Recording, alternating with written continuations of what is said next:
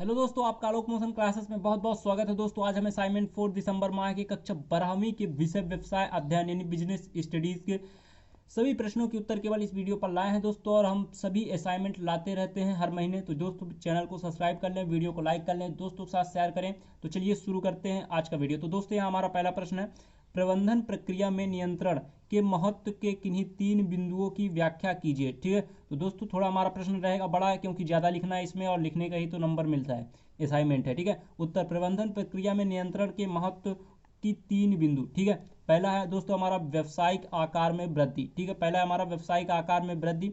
व्यवसाय का आकार दिनों दिन बढ़ता जा रहा है। एकाकी व्यापार में साझेदारी तथा कंपनी व संयुक्त स्कंध कंपनी जैसी विशाल व्यापार की स्थापना होती जा रही है। इन बड़े बड़े उपक्रमों को सुनियोजित ठीक है ढंग से संयोजित ढंग से संचालित करने का काम एक व्यक्ति नहीं कर सकता। ठीक है, फिर आगे, अतः अतः अन्य व्यक्तियों का सहयोग अनिवार्य है। ठीक है, इन बड़े बड़े उपक्रमों में अनेक व्यक्तियों आम जनता का हित निहित रहता है। ठीक है, अतः किसी प्रकार की अनियमितता ना हो जिसका परिणाम आम जनता को भोगना पड़े। इस हेतु नियंत्रण आवश्यक है। ठीक है, नियंत्रण के अभाव में पूंजी के दुरुपयोग की भावना बढ़ जाती है। अतः ऐसा जोखिम कोई भी प्रबंध नहीं ले सकता। ठीक है, चलिए देखते हैं दूसरा। 3 कारण लिखना है, 3 बिंदु पर व्याख्या करना है। ठीक है, तो तीसरा है कुशल कर्मचारियों की लिए अभिप्रेरणा। ठीक है, कुशल कर्मचारी नियंत्रण विधि का सदैव स्वागत करता है क्योंकि इससे उसे और अच्छा कार्य करने का सुअवसर मिलता है। ठीक है, आगे देखते हैं इसका। ठीक है, तो और अपनी प्रगति का मार्ग खोजते रहता है। अच्छे कार्यों से प्रबंधकों द्वारा प्रशंसा भी की जाती है। ठीक है, जिससे कुशल कर्मचारी कार्य के प्रति अभिप्रेरित होता है। साथ ही अकुशल व कामचोर कर्मचारी की जानकारी नियंत्रण द्वारा आसानी से ज्ञात की जा सकती है। ठीक है, चलिए देखते हैं तीसरा बिंदु। ठीक है, पूर्ण अनुशासन के लिए। ठीक है, किसी भी उपक्रम में अनुशासन का होना आवश्यक है। अनुशासन बनाए रखने के लिए नियंत्रण अति आवश्यक है। यदि हम यह कहें कि जहां पूर्ण नियंत्रण ठीक है पूर्ण नियंत्रण है तो वहां स्वतः ही अनुशासन आ जाएगा। ठीक है, कोई अतिशयोक्ति ना हो। ठीक है, जहां पर नियंत्रण का अभाव रहता है वहां पर अनुशासन ना होने से अच्छे कर्मचारियों का मनोबल टूटता है, जिससे अच्छे कर्मचारियों की क्षमता पर बुरा प्रभाव पड़ता है। ठीक है, अतः पूर्ण अनुशासन बनाए रखने के लिए नियंत्रण महत्वपूर्ण है। ठीक है, चलिए दोस्तों अब देखते हैं प्रश्न क्रमांक दूसरा। ये हमारा पहला कंप्लीट हो गया। तो दोस्तों हमारा प्रश्न क्रमांक दूसरा है, नियोजन एवं नियंत्रण में संबंध समझाइए। ठीक है, तो उत्तर लिखते हैं दोस्तों, नियोजन एवं नियंत्रण में दोनों ही प्रबंध के महत्वपूर्ण कार्य हैं। ठीक है, प्रबंध का कार्य सुचारू ढंग से उस समय तक नहीं चल सकता जब तक नियोजन व नियंत्रण दोनों में आपसी समन्वय न हो, अर्थात ये दोनों एक दूसरे से सहसंबंधित होते हैं। प्रबंध विशेषज्ञों ने नियंत्रण को नियोजन का एक पक्ष व प्रतिरूप के रूप में माना है। ठीक है, फिर देखते हैं, नियोजन के अंतर्गत प्रबंधकीय लक्ष्यों को प्राप्त करने के लिए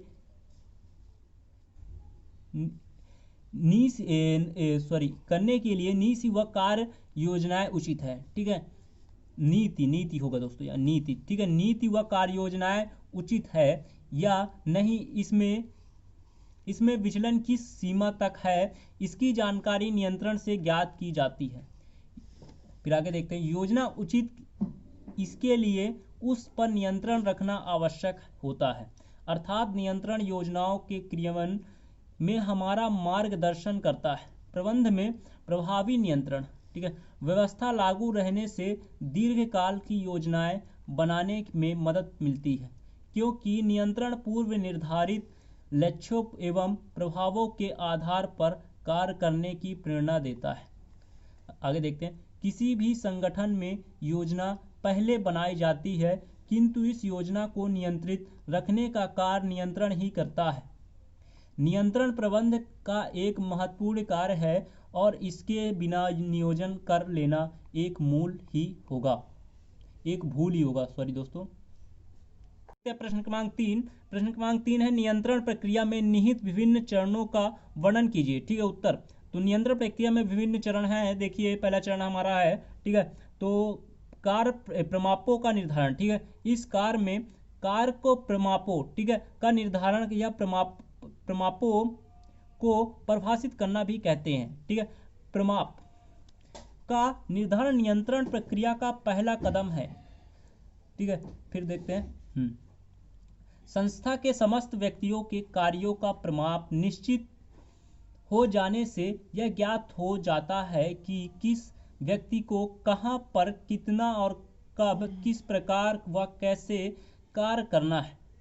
ठीक है, अर्थात एक निर्धारित समय में एक व्यक्ति से कितने व कैसे कार्य की आशा की जा सकती है। ठीक है, तो ये हो गया दोस्तों पहला चरण। अब देखते हैं दूसरा चरण क्या है अपने पास। दूसरा चरण है अपने पास वास्तविक प्रगति का मापन। ठीक है, प्रमापों का निर्धारण हो जाने के पश्चात नियंत्रण का दूसरा कदम वास्तविक प्रगति के मापना है। ऐसी स्थिति में बहुत कम आती है। ठीक है, जब प्रमाणित लागत के अनुरूप वास्तविक लागत आधी हो। बहुधा ऐसा ही होता है। वास्तविक प्रगति प्रमाप को से अधिक या कम होती है हो। प्रगति अधिक होने पर स्थिति अनुकूल व प्रगति कम होने पर स्थिति प्रतिकूल होती है। वास्तविक प्रगति कम होने पर इसके कारणों को खोजा जाता है। तो दोस्तों अब देखते हैं हम तीसरा चरण। ठीक है, तो तीसरा चरण है हमारा प्रमापित एवं वास्तविक कार्यों की तुलना। ठीक है, तो नियंत्रण प्रक्रिया का यह तृतीय कदम है। इस कदम के अंतर्गत वास्तविक कार्य व प्रमाणित कार्यों के बीच जो अंतर होता है उन्हें ज्ञात किया जाता है। ठीक है, चौथा चरण देखते हैं दोस्तों। चौथा चरण है अपना सुधारात्मक कदम उठाना। ठीक है, नियंत्रण प्रक्रिया का यह चतुर्थ व अंतिम कदम है। इस प्रक्रिया में त्रुटियों का व कमियों की जांच कर उन्हें दूर करने हेतु आवश्यक कदम उठाए जाते हैं। त्रुटियों के कारण बिगड़े कार्यों को सही करने की प्रक्रिया सुधारात्मक क्रिया कही जाएगी। ठीक है, तथा कुछ ऐसे भी कदम उठाए जाते हैं जो भविष्य के लिए लाभप्रद, यहाँ एक दो बार लाभप्रद लिख गया, लाभप्रद व प्रेरणादायक हो सकते हैं। ठीक है, तथा इससे भविष्य में होने वाली त्रुटियों को रोका जा सकता है, जिन्हें प्रतिरोधक कदम कहा जाता है। ठीक है, चलिए देखते हैं पांचवा चरण, लास्ट चरण है। ठीक है, पांचवा अनुगमन। सुधारात्मक कदम उठाने के साथ ही समय समय पर सही यही भी देखना आवश्यक है उठाए गए सुधारात्मक कदम क्या तय तथा कैसा प्रभाव हो रहा है तथा पर्याप्त है या कुछ अन्य सुधारात्मक उपायों की आवश्यकता होगी। ठीक है, तो चलिए दोस्तों अब देखते हैं प्रश्न क्रमांक अगले को। तो दोस्तों अगला प्रश्न है हमारा प्रश्न क्रमांक 4, निर्देशन के कोई 5 महत्व बताइए। ठीक है, महत्व समझाइए। तो उत्तर है दोस्तों निर्देशन के 5 महत्व। पहला दोस्तों निर्देशन प्रेरणादायक शक्ति है। ठीक है, निर्देशन से अधीन संस्थाओं में कार्य के प्रति आकर्षक व प्रेरणा जागृत होती है।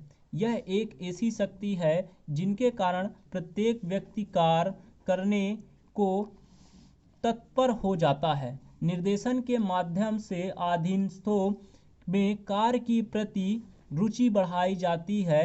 इस प्रकार निर्देशन अधीनस्थों में प्रेरणा का कार्य करता है। ठीक है, अब दूसरा देखते हैं दोस्तों। दूसरा है हमारा निर्देश, ठीक है, महत्व। कार्य में एकरूपता। यह सत्य है कि 5 महिलाओं को समान मात्रा में सामग्री उपलब्ध कराने पर भी सभी द्वारा तैयार किए गए खाने में अलग अलग स्वाद होता है। ऐसे ही कार्य में रुचि एक समान सामग्री व सुविधाएं उपलब्ध कराने पर कार्य का स्वरूप भिन्न भिन्न होगा। अतः कार्य में एक रूपता लाने के निर्देशन अत्यधिक महत्वपूर्ण है। ठीक है, चलिए देखते हैं हम तीसरा निर्देशन के महत्व। ठीक है, तो चलिए कार्य के लिए मार्ग प्रशस्त होना।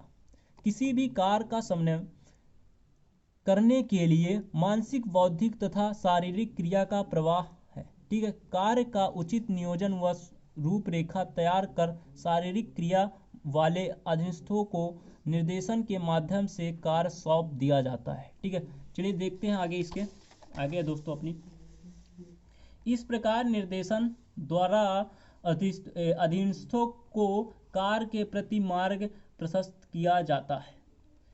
ठीक है, कार्य करने का एक अच्छा मार्ग प्राप्त हो जाता है। ठीक है, चलिए देखते हैं आगे। चौथा महत्व, आधुनिक बड़े पैमाने के उत्पादन में महत्व। बड़े पैमाने के उत्पादन में कार्य एवं उत्पादन में एकरूपता का होना आवश्यक है। इस हेतु उचित अधिकारी द्वारा दिशा निर्देशन आवश्यक है। बड़े पैमाने के उत्पादन में अनेक व्यक्तियों की आवश्यकता पड़ती है। इसके द्वारा कार्य में एक रूपता लाने के लिए निर्देशन आवश्यक है। चलिए देखते हैं पांचवा महत्व। ठीक है, तो पांचवा आखिरी महत्व, निर्देशन का सर्वोपरि महत्व। ठीक है, तो प्रबंधन के विभिन्न कार्य जैसे नियोजन, संगठन, समन्वय, अभिप्रेरणा, नियंत्रण, संप्रेषण, नवाचार आदि सभी में निर्देशन की आवश्यकता होती है। बिना निर्देशन के ये सभी कार्य महत्वहीन होंगे, क्योंकि सभी कार्यों का शुभारंभ निर्देशन से ही होता है। चलिए दोस्तों अब देखते हैं प्रश्न क्रमांक 5।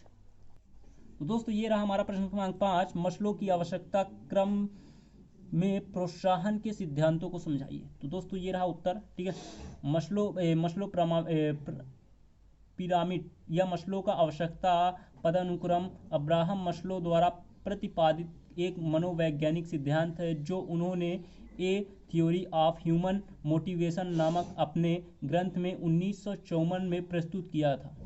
मस्लो वह प्रथम मनोवैज्ञानिक है जिसने आत्मसिद्धि प्रत्यय का अध्ययन किया। ये सिद्धांत विज्ञापन के क्षेत्र में भी प्रसिद्ध हुआ।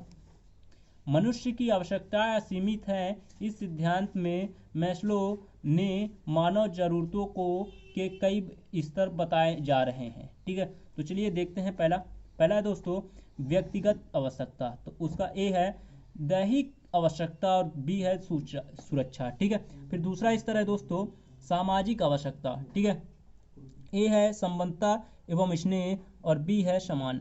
ठीक है, सम्मान। ठीक है, तीसरा है दोस्तों बौद्धिक आवश्यकता, तो इसका है आत्मसिद्धि की आवश्यकता। ठीक है, आत्मसिद्धि की आवश्यकता। तो आप दोस्तों यहाँ देख सकते हैं पिरामिड। ठीक है, तो ये पिरामिड बना है, ऐसे बनाया हूँ मैं पिरामिड। ठीक है, तो आप देख सकते हैं और नोट डाउन कर सकते हैं। दोस्तों हमारा वीडियो रहा यहीं तक। अगर वीडियो पसंद आया तो वीडियो को लाइक कर दो, चैनल को सब्सक्राइब कर दो। अगले असाइनमेंट के लिए मिलते हैं अगले वीडियो पर, तब तक के लिए बाय बाय।